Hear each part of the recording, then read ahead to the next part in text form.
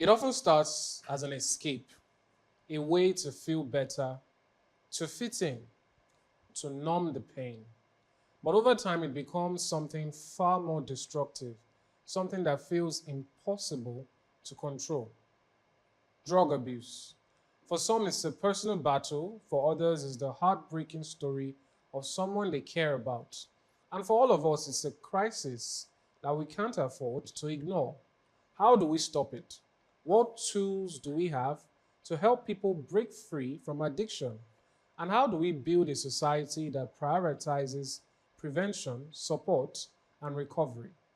Today, we're diving deep into the efforts, the solutions, and the untold stories of drug abuse control and the fight to reclaim lives from addiction.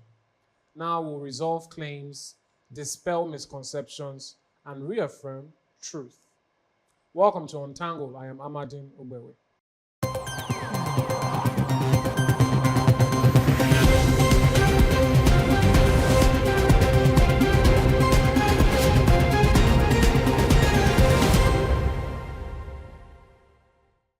Welcome back. Now, I've been joined in the studio to untangle this by an expert in the field. I'll read out his profile for you there. I'm joined by Kenneth Aneto. He is a passionate advocate for health, youth development, and social change. He's the co-founder and current executive director of A New Thing International Foundation, a globally recognized organization dedicated to diverting youth from drug abuse, gender violence, and other societal vices. Well, welcome, Kenneth. If I had to go through your profile, we might have taken the whole of the program. It's good to have you. It's a pleasure to be here. Thank you so much. All right. So let's start with, first of all, this is perhaps the mission to understand how we can curb drug abuse. In your experience, what would you say are some of the most common misconceptions and how it hinders us, the society, or perhaps to say people who are interested from fixing this problem? Um, Again, I want to say thank you to the Hide Network for this opportunity, and um, I believe that there has to be a form of sensitization, enlightenment, so people can actually understand the topic. First of all, what exactly is a drug? We need to go back to the basics so people can understand that substance use, which people call drug abuse, is not a moral challenge as people feel it is, but it's a public health challenge.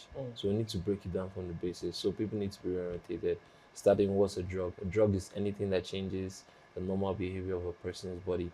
What is drug abuse? Drug abuse is when three things will be captured. One, when you use a drug without a doctor's prescription. Like someone could have had a long day at work and the person's his head is heavy. He's feeling symptoms in his body, his head is heavy, and the person say, okay, I need Panadol. But he could also be hungry and just eating would take away the headache. So that's drug abuse. So people need to understand this not until you take cocaine. Another one is when a doctor even gives you prescription, a medical professional prescribes a drug for you, and somebody says, okay, I'm meant to take this syrup, I'm meant to take 3 spoons, one in the morning, one in the afternoon, one in the night, and it's benylin with codeine. The person says, okay, because I have work and I'll not be able to leave my shift. Instead of taking one in the morning, one in the afternoon, one in the night, why don't I just take the 3? Why don't I just take the 3 at once in the morning, the 3 spoons once, so it's to set for morning, afternoon, and night? That's also drug abuse. Then the last paragraph that we capture is if you are taking or in possession of a substance that is not legal in the particular area or region where that thing is found on you. Like in some countries, marijuana has been legalized. So if you're actually caught with marijuana, either using or holding in possession, it's not a crime, it's not drug abuse. But in Nigeria, if you're caught with it, it's substance abuse. So now, when we look at that, there are so many factors that can lead people to even starting to use these substances. And some of the factors include dealing with trauma. Some people deal with trauma, use the substance, and say that they're using it as a coping mechanism to deal with psychological trauma. And some people are facing economical trauma because of the challenges in the economy. So they're using that as an escape. Some other people would start using substances from having a medical challenge. There was a nurse that I spoke to, there was a nurse in Enugu, and she had an accident. After the accident, there are some drugs that are prescribed for her. And while using those drugs, She had to inject some. And when the prescription finished, they stopped giving her the drugs. But because she had access, Yeah. she continued to use the drugs because she was dealing with pain. A lot of people that have disabilities, some of them deal with a lot of pain. So she was dealing with the pain. But when she realized, okay, this is not right, she opened up to the hospital and they sacked her.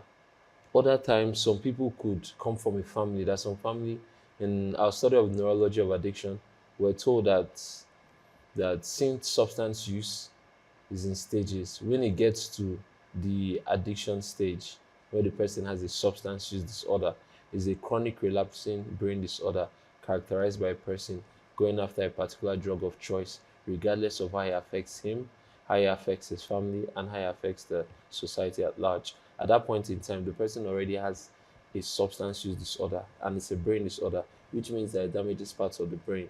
So, in study of neurology of addiction, our professors at Harvard said that those parts of the brain that are damaged can actually be transferred to another generation, the way that some other traits, genetic So it traits, can be so genetically it can passed also on. be passed on in such a manner that someone that comes from that type of family will already be genetically predisposed to using those type of drugs. That's why you see some families like the grandfather was an alcoholic, the father is an alcoholic. See him, he's just drinking anyhow. So when someone that comes from that type of family takes a particular type of drug, the person does not the person does not feel the way someone that's coming from another family feels. When he takes that drug, the person, there's this feeling, it's different for him. So apart from, and you can also have other factors like peer pressure, other factors like some people just choosing to want to use drugs. But when we look at these other factors, let us understand that you can come from an environment that encourages you to use drugs. You can be genetically predisposed. You can have a medical condition where you're in pain and you start using drugs and later you want to always use the drug. Or you could be dealing with trauma. So that doesn't now make substance use now like they'll say the person is immoral, bad company. It's not always that. So when people start to see this side of it, that it's not black and white, it's gray on different sides. So it helps them to now say, okay, these people don't have a moral issue. These people have a public health challenge. So when people's mind are now open, they're no more judgmental, they're no more attacking people. They will now be, their minds will be open to say, okay, how do we prefer solutions? So when we can get to that point where people are no more judgmental, where people are calm, that's when we can start to look at solutions to the challenge. Fair enough. We'll get there very shortly. What the part you mentioned that interested me was when you mentioned sometimes perhaps economic challenges, which is interesting because if perhaps you are short of funds, somehow you still find way to get funds to get the drugs, and that's the addiction we're talking about. But can we get an inkling into how this is really a problem? And I can understand the genetic aspect. I assume if I should somehow become, let me not say predisposed, if I should somehow abuse substance and drugs, there's a tendency that it could go down my line. Yes, So it that's a will. clear consequence. But otherwise, I remember, just a quick segue. I remember this movie where the villain's entire plan is to make drugs poisonous. So let's say cocaine is something that people take. So his master plan is that he's going to make cocaine kill you immediately. And it's like, is it really a bad plan? I'm killing all the people who are drug Not a addicts. drug You addict. know, so I think that's the question here about what the consequences are and why it's a public health issue, like you said, because people are like, it's the people who are abusing it. They are the only ones who are going to suffer. So what's my business? When we look at the consequences of substance use, we'll maybe put them three, in three, into three categories. Let's start with the psychological consequences. Drugs, substance use. The thing is that I told you it affects the individual, it affects the family, and it affects the society at large. When we start from the individual, there could be restlessness. Abusing substances can lead to restlessness, can lead to different types of anxiety disorders, can lead to loss of sleep. Person might lose that insomnia, loss of sleep, and it could lead to the end psychosis. Person just he will think he's normal, and he's doing his activities, but everybody else is saying that he's abnormal. Remember, it's a chronic relapsing brain disease. It attacks parts of the brain, so it can ultimately lead to psychosis. When we still talk about psychological consequences, let's move to the family, because the mother is dealing, or the father is dealing, or the uncle is dealing with the young man or the young woman that they have always known was a good person, and they are coping with the fact that they can't talk to this person again. This person is no more who they are. This person is violent sometimes, and it's causing a reaction in the parents, or in the guardians, or in the brothers and sisters, or even in the office. In the oga is watching one of their best employees become, and is dealing with trauma too. How does he cope with it? When we look at the community, sometimes dealing, still in the family, sometimes dealing with that can lead to different type of things, can develop into challenges.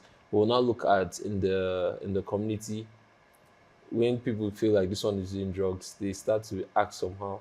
But now, in fact, from there, let's even go to the social consequences. There are times that a ward, a child will use drugs, and it can lead to family disintegration, because now the person using a particular drug, you hear things that, okay, let's go to our Nigerian context, but the mother will be like, call the father, see, I don't understand this your son again, I'm not interested. Every day they will complain about my son in this compound. Am I the only one that gave birth to a son? I'm not interested in this marriage, I'm not interested in this. It can lead to family integration. You can see the father will say, this your daughter, she has been a source of shame, embarrassing me everywhere. I'm tired of this, that. I'm not interested in this marriage. Families disintegrate sometimes because of children, even lesser things. In terms of the community, the family cannot start having stigma. People say, don't marry from that family. All of them use drugs. Don't employ anybody in that place. All of them use drugs. When it becomes something of a community, people start to label a particular community, anybody from that place. So they're all, so people label, because people don't understand the real challenge. Psychological. Apart from that, when someone is caught with substances, or is known to hang around places where that substance are being used, the person becomes a candidate to face the long arm of the law. It can be targeted by kidnappers. It can be targeted by police officers. He can end up in prison, because if you're carrying drug-related paraphernalia, either lighter or any of the other things that are used when they use drugs, anybody that questions you and sees you can charge you, can extort you, or can even, sometimes if it's a high-risk area, and they can associate you with kidnappers. Another thing is that when people go to use this substance, they end up going to these high-risk areas. So when they're in this high-risk area, you find out that someone that would have never ever been in the same place with a kidnapper or with a thief can end up now being in that same neighborhood. And when the police officers enter into that neighborhood, they don't know who is the dealer at first. Sometimes they don't even know who escorted somebody, like it's your first day. They don't know who is the one that has been using for 50 years. They don't know who is the one that has only been using for 1 week. All of them are together. In fact, all of them can be dealers. So on first instance, they can carry everybody. And if the person ends up being in a place that is corrupt, in a lousy place, the dealer might even be able to pin it on the person that the person is actually the dealer. Sorry to cut in here. I just want to take you a little bit backwards. When you broke down some of the reasons this can happen, and you said that we shouldn't always just see it as a moral issue. But can we talk about that part just a little bit? Using a personal experience, I've had instances where people say, imagine it's just weed. You're not going to get addicted. It's going to make you smart. People try to use what you like. Okay, they know that you read. If you take this, you'll be reading like this, stuff like that. So what do you have to say about that aspect of people getting into it as a result of, if we can just under a minute so we can go on a break. Okay, the truth of the matter is that there are different stages to substance use. There's the experimental, there's the casual, and there's now the how do I say, the place the person develops a substance use disorder. In the experimental, it can be coerced. It could be told that if you, in secondary school, sometimes when we go to, they tell some children will say that they tell you that if you take this drug, any teacher that talks to you anyhow, you slap the teacher. the teacher will fall down. So there are different things that can be used to coerce. But a part now comes when the person now begins to take the drug because he associates the drug with some situations. And when we talk about these drugs, we're not only talking about cannabis or this thing. Sometimes some people say, I can't talk to girls like that. If I want to talk to girls, I want to be high, I want to take alcohol, I want to smoke something. So when we also look at this drug, we look at those people that said before they meet their wives in the bedroom, they have to take a particular type of drug so that they can perform, or before they meet their girlfriends. That So still it's- counts as drug yes, abuse. that's still drug abuse. Nobody recommended it for them, but they just want to be that stallion, O'Shea stallion. So before they go into bedroom, they want to take this particular drug. Some people say before they play sports, they want to take these things. That's why I said the more we shed light on this topic and break it down, you see that everybody is part of this. So why do you discriminate these people, making it hard for them to access treatment and access help? But I think that's the next phase now. But we'll go on a quick break. When we return, we'll delve now into more solutions aspect and how we can really curb this issue. Don't go anywhere.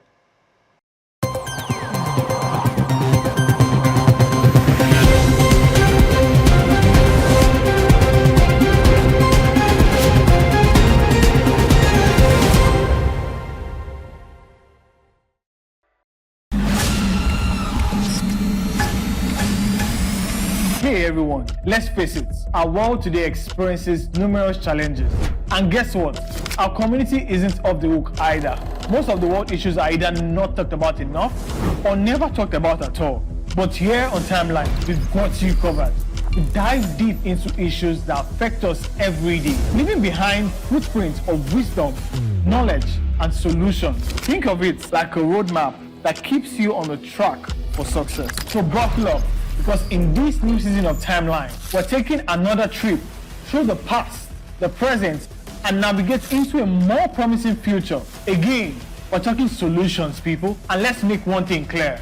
This is not your average blah blah blah convo. This is real talk with a side of inspiration and a sprinkle of wow. I never thought about it like that. I'm your host on this impactful ride. Together, we'll tackle the tough stuff, laugh a little, and find ourselves on the path to positive change.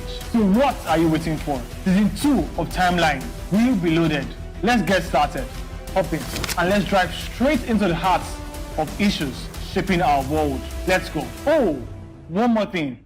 Hit that subscribe button and let's take this ride together.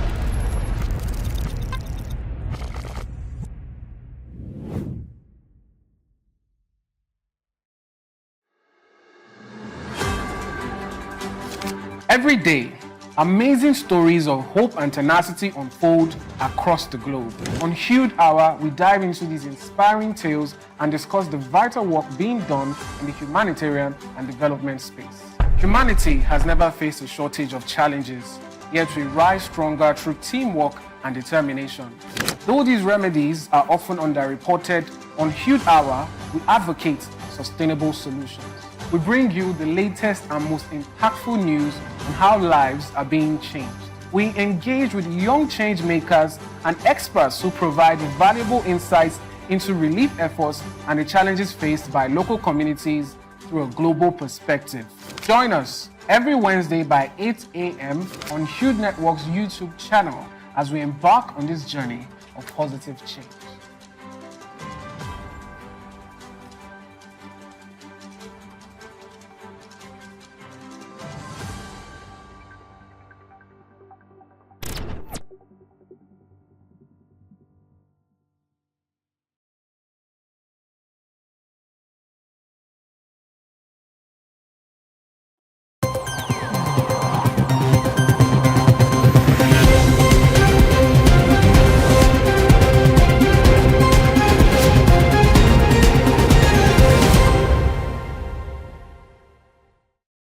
Welcome back.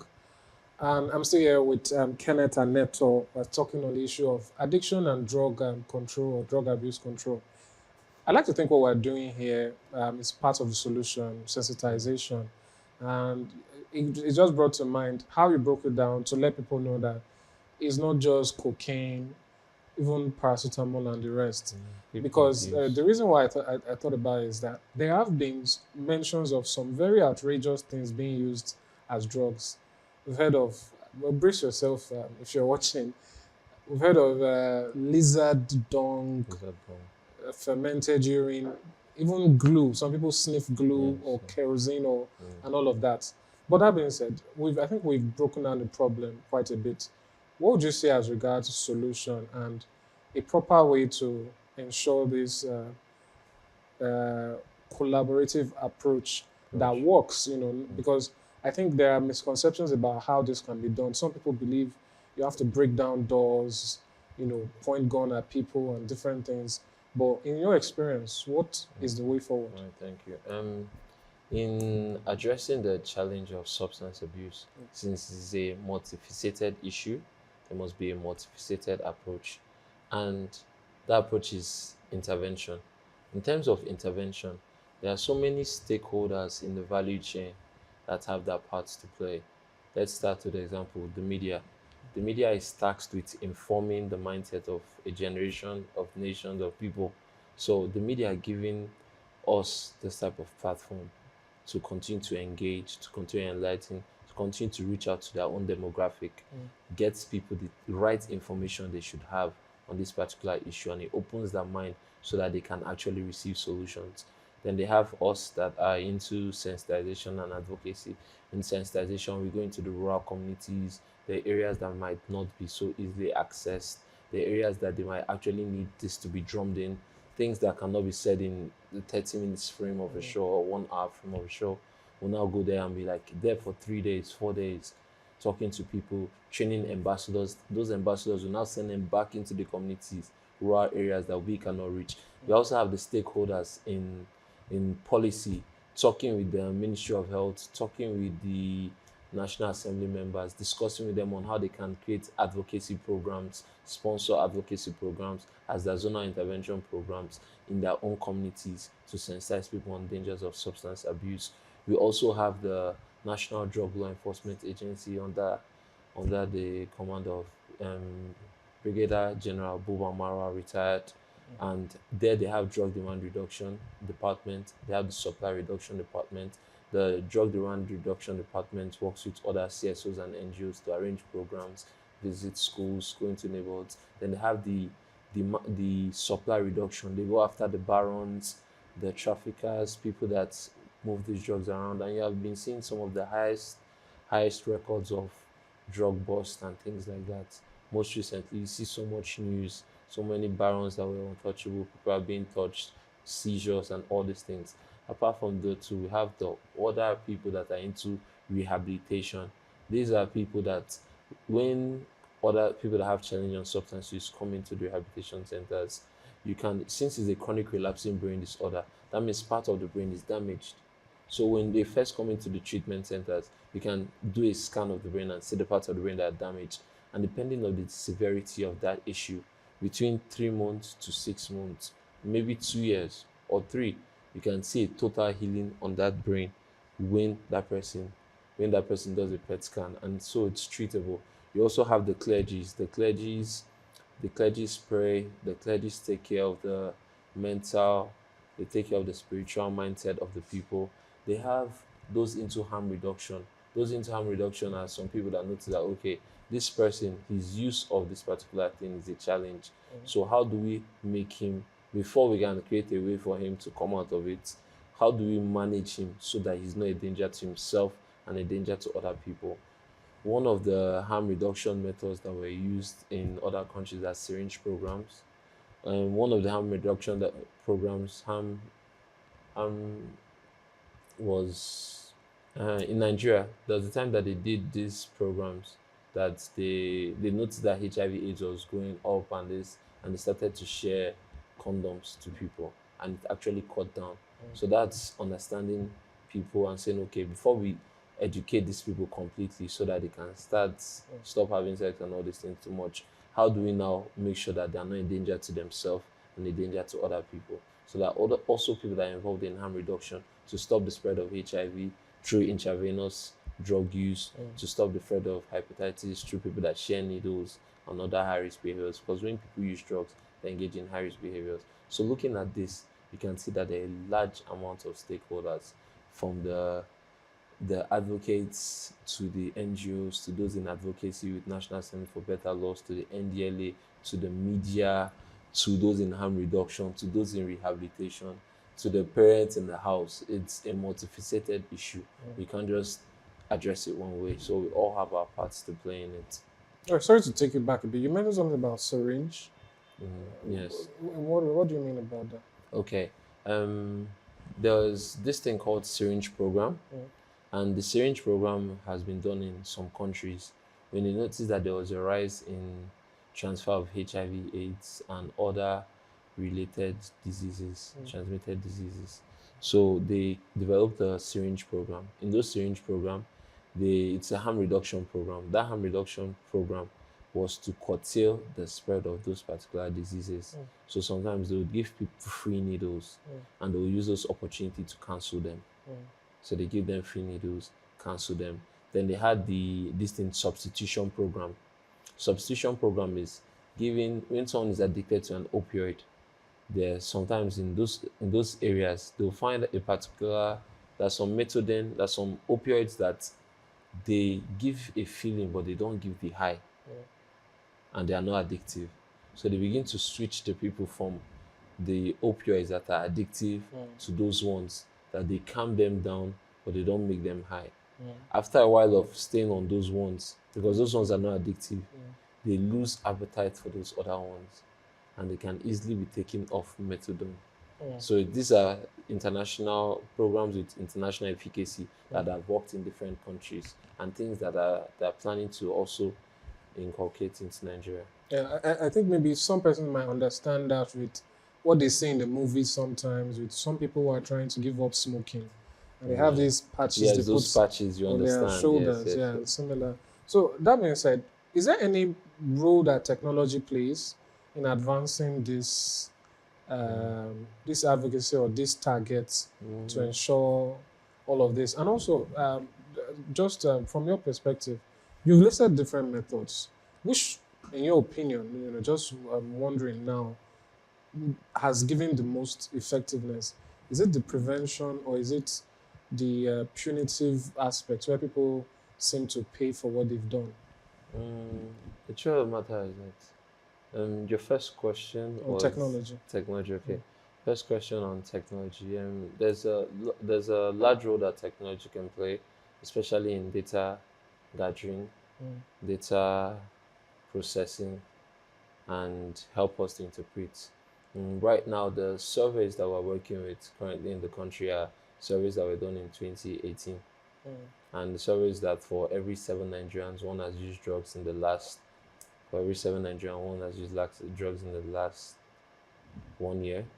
One is using substances. Then for every 5 Nigerians that is using substances, one has a substance use disorder. For every 4 Nigerians that has a substance use disorder, one is a woman. And women go faster from casual drug usage to problematic drug usage, especially when they inject drugs. Because when they inject drugs, they usually do it with multiple partners. And one of the studies that was done in 2020 showed that for every 20 persons that is rehabilitated in Nigeria, only one is a woman, because women face a lot of stigma from the caregivers in the hospitals. They face stigma from their fellow drug users, and they face stigma doing reintegration back into society. So these are statistics that were gathered in 2018 and 2020. We are in 2025, and there's a study that shows that substance use will rise by 30% in Africa, of which Nigeria is the biggest nation in Africa.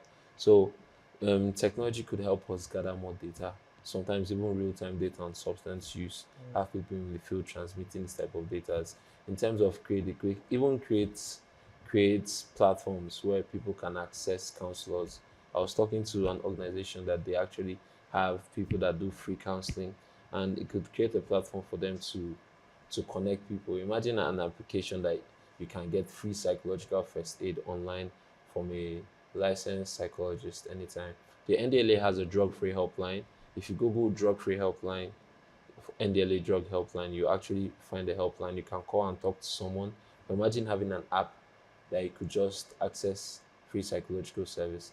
Imagine having an app that applications that would help schools create prevention curriculums so that the students can benefit from that. Having 1,000 prevention materials at your fingertips, and the the possibilities with tech are unlimited. Right. Unlimited. So the next part of my question was, which you think is more effective? More effective. The truth of the matter is that the last theme was the evidence is clear.